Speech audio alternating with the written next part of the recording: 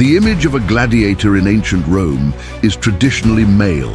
However, female gladiators, known as gladiatrices, existed and, like their male counterparts, they fought each other or wild animals to entertain audiences.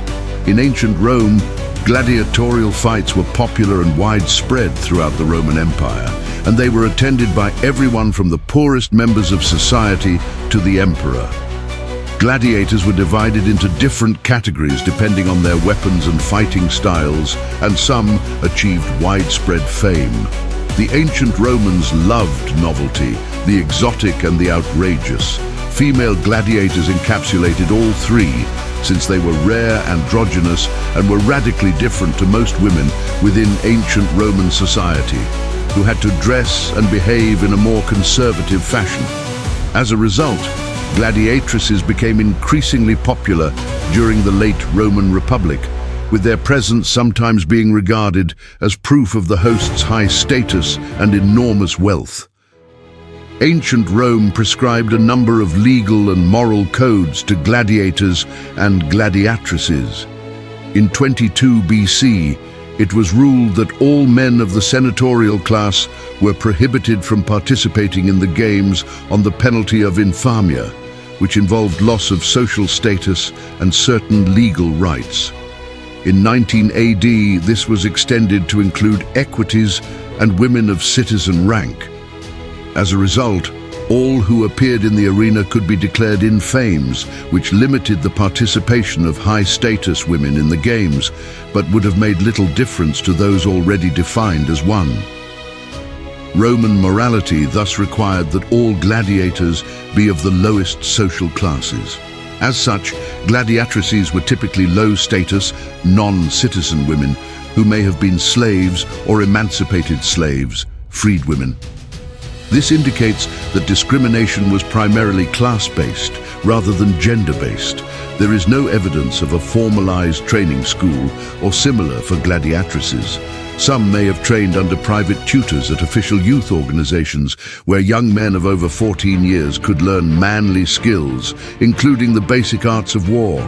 Gladiatrices wore loincloths and fought bare-chested, and they used the same weapons, armor and shields as male gladiators. They fought each other, people with physical disabilities, and occasionally wild boars and lions. In contrast, women in ancient Rome traditionally occupied conservative roles within the home and were dressed modestly. Gladiatrices offered a rare and opposing view of femininity that was perceived by some to be exotic, novel, and sexually titillating. However, this was not the case for all. Some regarded gladiatrices as a symptom of corrupted Roman sensibilities, morals, and womanhood. Indeed, an Olympic Games under Emperor Septimius Severus that included traditional Greek female athletics was met with catcalls and jeers, and their appearance in Roman histories is extremely rare, invariably being described by observers as everything from exotic to abhorrent. From 200 AD, female gladiatorial performances were banned on the basis that they were unseemly. Did gladiatrices really exist?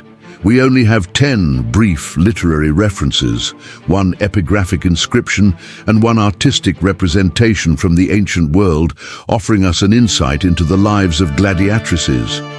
Similarly, the Romans had no specific word for female gladiators as a type or class. This speaks both to their rarity and the fact that male historians at the time likely wrote about male gladiators instead.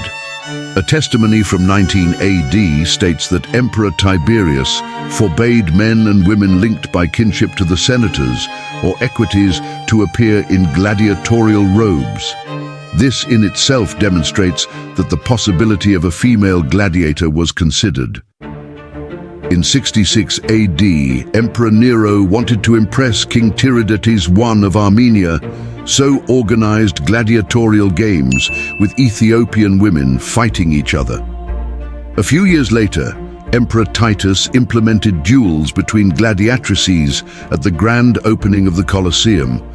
One of the gladiatrices even killed a lion, which reflected well on Titus as the host of the games. Under Emperor Domitian, there were also fights between gladiatrices, with Roman propaganda marketing them as the Amazonians. Most striking is the only surviving artistic depiction of gladiatrices, a relief discovered in what was known as Halicarnassus, now Bodrum in Turkey.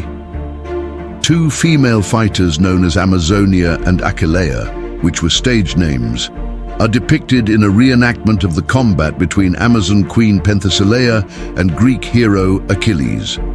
Both women are bareheaded, equipped with a greave, shin protection, a loincloth, belt, rectangular shield, dagger and manica, arm protection. Two rounded objects at their feet likely represent their discarded helmets, while an inscription describes their fight as missio, meaning they were released. It is also written that they fought honorably and the fight ended in a draw. Ultimately, we know little about gladiatrices, but what we do know offers us an insight into the lives of women in ancient Roman society who defied gender limitations and occasionally achieved widespread fame.